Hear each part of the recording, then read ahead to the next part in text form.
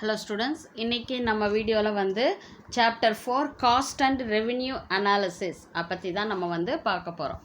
Okay, cost and revenue analysis அப்படின்னா என்ன அப்படின்னு பார்த்தீங்கன்னா, காஸ்ட் அப்படின்றத வந்து ஒரு ஆர்கனைசேஷனில் இருக்கக்கூடிய ஒரு பிஸ்னஸில் இருக்கக்கூடிய எக்ஸ்பென்சஸை பற்றி சொல்கிறது. ரெவென்யூ அப்படின்றது வந்து பார்த்திங்கன்னா அதே பிஸ்னஸில் வந்து ஆர்கனைசேஷனுக்கு கிடைக்கக்கூடிய இன்கம், ஓகேவா, இன்கம் பற்றி சொல்கிறது, ப்ராஃபிட்டை பற்றி சொல்கிறது தான் ரெவென்யூ. ஸோ இந்த காஸ்ட் அண்ட் ரெவென்யூ பற்றின ஒரு அனாலிசிஸை பற்றி தான் வந்து நம்ம இந்த எக்கனாமிக்ஸில் நம்ம வந்து ஒரு சாப்டராக வந்து நம்ம வந்து பார்க்க போகிறோம். இது வரைக்கும் நம்ம சேனலை சப்ஸ்கிரைப் பண்ணாதவங்க ப்ளீஸ் சப்ஸ்கிரைப் பண்ணுங்கள். பெல் ஐக்கானை கிளிக் பண்ணிவிட்டு ஆல் பட்டன் கிளிக் பண்ணிங்கன்னா நான் போடுற வீடியோஸோட நோட்டிஃபிகேஷன் உங்களுக்கு இமீடியட்டாக வரும். ஓகே, இப்போது சாப்டருக்குள்ளே போகலாம். Cost and revenue analysis. Okay, first வந்து பார்த்திங்கன்னா காஸ்ட் அனாலிசிஸ் அப்படின்னா பார்த்திங்கன்னா அது வந்து ஒரு பிஸ்னஸில் இருக்கக்கூடிய எக்ஸ்பென்சஸை வந்து சொல்லுது. ஓகேவா, பிஸ்னஸில் செய்யக்கூடிய எக்ஸ்பென்சஸ். இப்போ வந்து நம்ம வந்து ஒரு ரா மெட்டீரியலை வாங்குறதுக்கு நம்ம ஒரு காசு கொடுத்து தான் நம்ம வாங்கணும். இப்போ ஒரு மிஷின் வாங்குகிறோன்னா காசு கொடுத்து நம்ம வாங்குகிறோம்.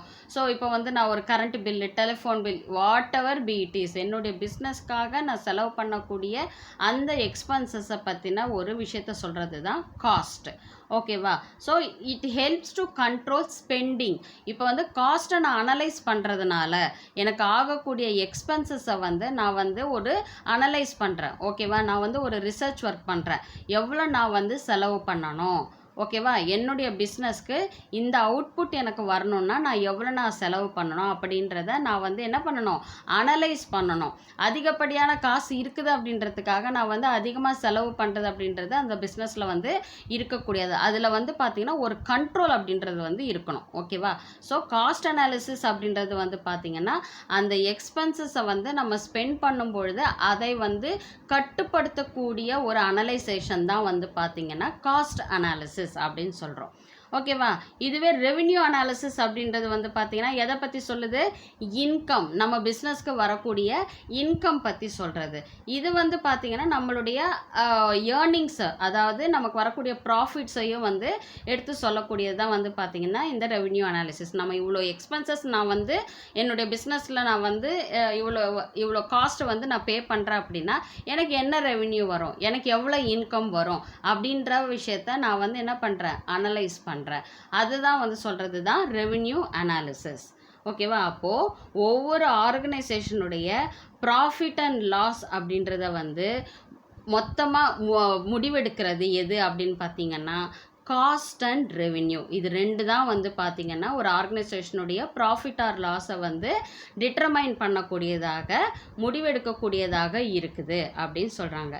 ஸோ சிம்பிளாக வந்து பார்த்திங்கன்னா ஒரு ஆர்கனைசேஷன், ஒரு பிஸ்னஸினுடைய ப்ராஃபிட்டோ லாஸோ அது வந்து எதை டிஃபைன் பண்ணுது அப்படின்னு பார்த்தீங்கன்னா difference between the total cost and revenue.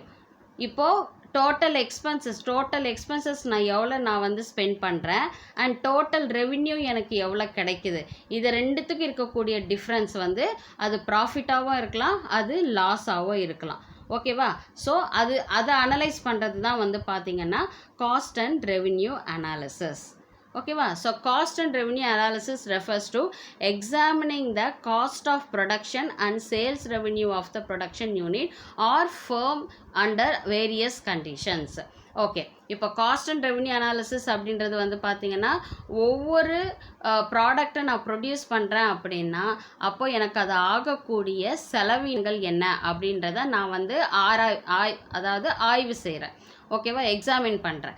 And அதே போல் sales revenue of your production, நான் ப்ரொடியூஸ் பண்ண ப்ராடக்டை வந்து நான் எந்த அளவுக்கு சேல் பண்ணி எனக்கு அதன் மூலமாக வந்து ஒரு வருமானம் கிடச்சிருக்கு அப்படின்றத வந்து எக்ஸாமின் பண்ணுறது வந்து பார்த்திங்கன்னா ரெவென்யூ அனாலிசிஸ். ஓகேவா, ஸோ காஸ்ட் அனாலிசிஸ் அப்படின்றது வந்து காஸ்ட் ஆஃப் ப்ரொடக்ஷனை அனலைஸ் பண்ணுறது.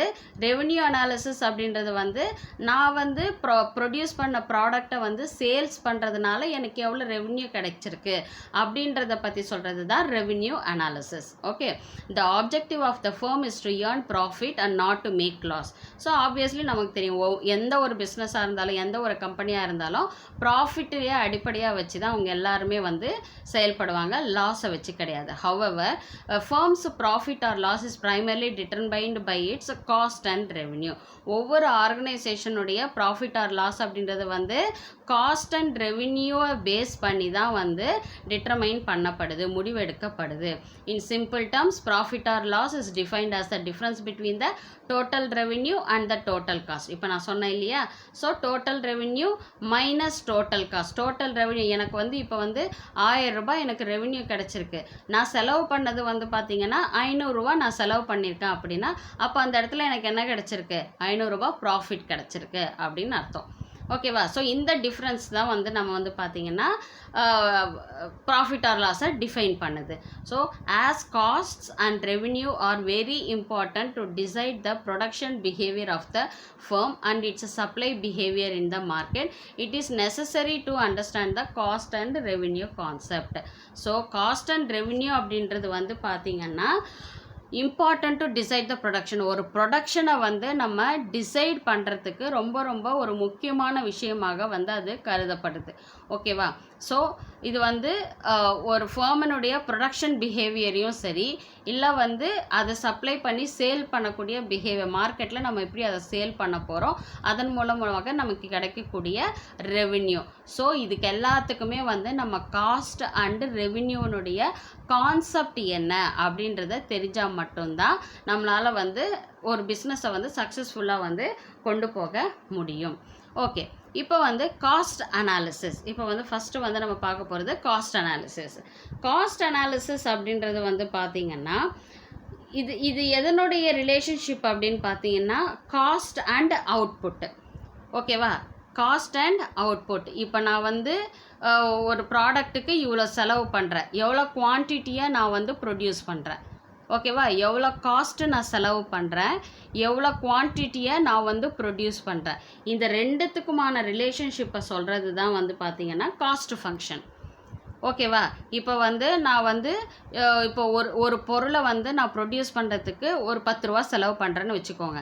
நான் எவ்வளோ குவான்டிட்டி நான் ப்ரொடியூஸ் பண்ணுறேன், 100 குவான்டிட்டி நான் வந்து ப்ரொடியூஸ் பண்ணுறேன். அப்போது என்னுடைய காஸ்ட் எவ்வளோ ஆச்சு, 10 × 100 1000 ஆச்சு. அப்போது டோட்டலாக எவ்வளோ ஆச்சு, அந்த பொருளினுடைய காஸ்ட் வந்து 100. ஓகேவா? சாரி 1000 வந்து காஸ்ட் ஆகுது அப்படின்னு அர்த்தம். அதை தான் வந்து நம்ம என்ன சொல்லலாம், அந்த காஸ்ட்டுக்கும் அந்த அவுட்புட்டுக்கும் இருக்கக்கூடிய அந்த ஃபங்க்ஷனல் ரிலேஷன்ஷிப்பை சொல்கிறது தான் வந்து பார்த்திங்கன்னா காஸ்ட் ஃபங்க்ஷன் அப்படின்னு சொல்கிறோம். So cost refers to the total expenses incurred in the production of the commodity. ஒரு ப்ராடக்டை வந்து நான் ப்ரொடியூஸ் பண்ணுறதுக்காக எனக்கு ஏற்படுகின்ற மொத்த செலவை தான் வந்து நான் என்னன்னு சொல்கிறேன், காஸ்ட் அப்படின்னு நான் சொல்கிறேன். ஓகேவா?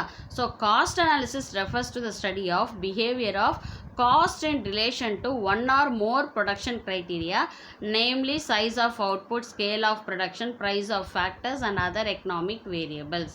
So cost analysis அப்படின்றது வந்து பார்த்தீங்கன்னா அது காஸ்ட்டை பற்றின ரிலேட்டடாக இருக்கக்கூடிய விஷயங்கள், அதாவது ஒரு ப்ராடக்ட்டை நம்ம ப்ரொடியூஸ் பண்ணுறதோ இல்லை பல ப்ராடக்டை ப்ரொடியூஸ் பண்ணுறதோ, ஓகேவா, வாட் எவர் இட் மேபி, இந்த காஸ்ட் அனாலிசிஸ் அப்படின்றது வந்து பார்த்திங்கன்னா எப்படி அனலைஸ் பண்ணப்படுது, சைஸ் ஆஃப் தி அவுட்புட், எவ்வளோ ப்ராடக்டை நம்ம வந்து ப்ரொடியூஸ் பண்ணுறோம், அண்ட் ஸ்கேல் ஆஃப் ப்ரொடக்ஷன், எவ்வளோ ப்ராடக்டை வந்து நம்ம size of output.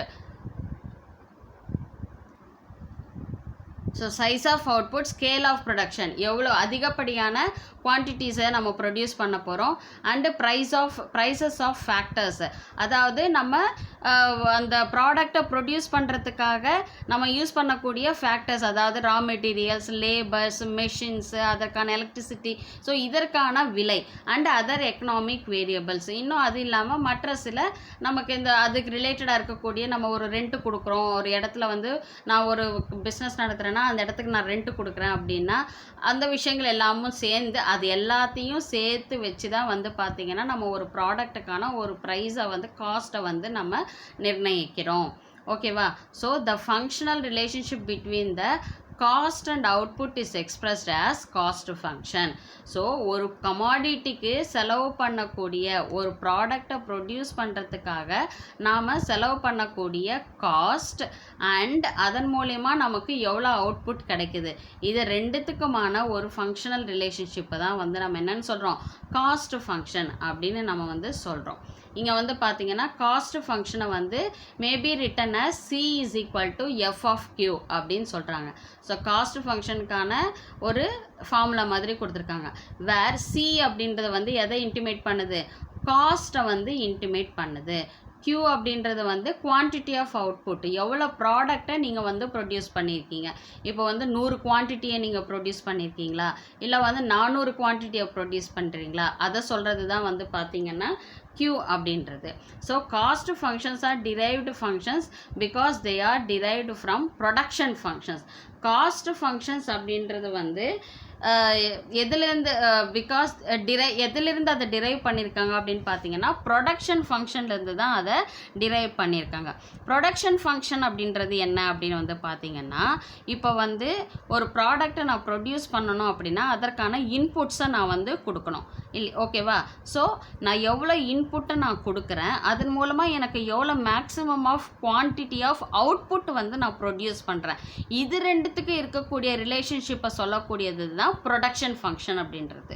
Okay, production ஃபங்க்ஷன்னா என்ன, relationship between the inputs used in the product process. ஓகேவா, ப்ராடக்ட் ப்ராசஸில் நான் எவ்வளோ இன்புட்டை வந்து நான் கொடுத்துருக்கேன், தட் இஸ் ரா மெட்டீரியலாக இருக்கலாம், லேபராக இருக்கலாம், what ever it may be. And அதன் மூலிமா எனக்கு வந்து மேக்ஸிமம் குவான்டிட்டி ஆஃப் அவுட்புட் வந்து எவ்வளோ நான் ப்ரொடியூஸ் பண்ணியிருக்கேன். இதுக்கு இடையில் இது ரெண்டுத்துக்கும் இருக்கக்கூடிய ரிலேஷன்ஷிப்பை சொல்கிறது தான் ப்ரொடக்ஷன் ஃபங்க்ஷன். காஸ்ட் ஃபங்க்ஷன் அப்படின்றது என்னது, அதாவது காஸ்ட் அண்ட் அவுட்புட் இது ரெண்டுத்துக்கும் இருக்கக்கூடிய ரிலேஷன்ஷிப்பை சொல்கிறது தான் வந்து பார்த்திங்கன்னா functional, that is cost function. ஓகேவா, அப்போது ப்ரொடக்ஷன் ஃபங்க்ஷன்லேருந்து டிரைவ் பண்ணப்பட்டது தான் வந்து இந்த காஸ்ட் ஃபங்க்ஷன் அப்படின்னு சொல்கிறாங்க. ஓகேவா, so we shall discuss the basic cost concepts and their behaviour below. So cost கான்செப்ட்னா என்ன, அதே போல் காஸ்ட் கான்செப்ட் அப்படின்னா என்ன அப்படின்றத வந்து அடுத்தடுத்து வர வீடியோவில் வந்து நம்ம வந்து டிஸ்கஸ் பண்ணலாம். ஸோ இது வரைக்கும் நம்ம வந்து பார்த்திங்கன்னா காஸ்ட் அண்ட் ரெவென்யூ அனாலிசிஸ் பற்றினா ஒரு ப்ரீஃபாக நம்ம பார்த்தோம். அதே போல் காஸ்ட் அனாலிசிஸ்னால் என்ன அப்படின்றத பார்த்தோம். காஸ்ட் ஃபங்க்ஷன்னா என்ன, ப்ரொடக்ஷன் ஃபங்க்ஷன்னா என்ன அப்படின்றதையும் நம்ம வந்து பார்த்தோம். இப்போ காஸ்ட் ஃபங்க்ஷன் அப்படின்றது வந்து பார்த்திங்கன்னா என்னென்ன காஸ்டெல்லாம் வந்து அதில் இன்வால்வ் ஆகிருக்கு, அதாவது டோட்டல் காஸ்ட்டாக இருக்கலாம், இல்லை ஃபிக்ஸட் காஸ்ட்டாக இருக்கலாம், வேரியபிள் காஸ்ட்டாக இருக்கலாம். ஸோ இது மாதிரி நிறைய விதமான காஸ்ட் வந்து அந்த டோட்டல் காஸ்ட்டில் வந்து இன்வால்வ் ஆகிருக்கும். ஓகேவா, அதே போல் வந்து பார்த்திங்கன்னா ப்ரொடக்ஷன் ஃபங்க்ஷனில் வந்து என்ன இன்புட் வந்து கொடுத்துருக்காங்க, என்ன மாதிரியான டெக்னாலஜிஸை வந்து அதை யூஸ் பண்ணியிருக்காங்க. ஸோ அதை பற்றி சொல்கிறது தான் வந்து பார்த்திங்கன்னா ப்ரொடக்ஷன் ஃபங்க்ஷன். எப்படி வந்து காஸ்ட் ஃபங்க்ஷனுக்கு வந்து formula C is equal to F of Q அப்படின்றமோ, அதே போல் ப்ரொடக்ஷன் ஃபங்க்ஷனுக்கும் ஒரு ஃபார்முலா இருக்குது, Q is equal to F of L, K அப்படின்னு சொல்லுவோம். L, Kன்னா என்னது, Lன்றது லேபர், Kன்றது கேபிட்டல், அதுதான் வந்து நம்ம இன்புட்டாக கொடுக்குறோம். ஸோ அதுதான் ப்ரொடக்ஷன் ஃபங்க்ஷனில் இன்புட்டாக கொடுக்குற விஷயமும் மேக்ஸிமம் அவுட்புட்டையும் இருக்கக்கூடிய ரிலேஷன்ஷிப்பை தான் ப்ரொடக்ஷன் ஃபங்க்ஷன்னு நம்ம வந்து சொல்கிறோம். ஓகேவா, ஸோ இது வந்து ஜஸ்ட் ஒரு இன்ட்ரடக்ஷன் தான். இதில் ஏதாவது உங்களுக்கு டவுட் இருந்துச்சுன்னா கமெண்ட் செக்ஷனில் கமெண்ட் பண்ணுங்கள், உங்கள் டவுட்ஸை வந்து நான் கிளாரிஃபை பண்ணுறேன். ஸோ நெக்ஸ்ட் வீடியோவில் வந்து நம்ம வந்து காஸ்ட் கான்செப்டை பற்றி நம்ம பார்க்கலாம். ஓகேவா, தேங்க்யூ.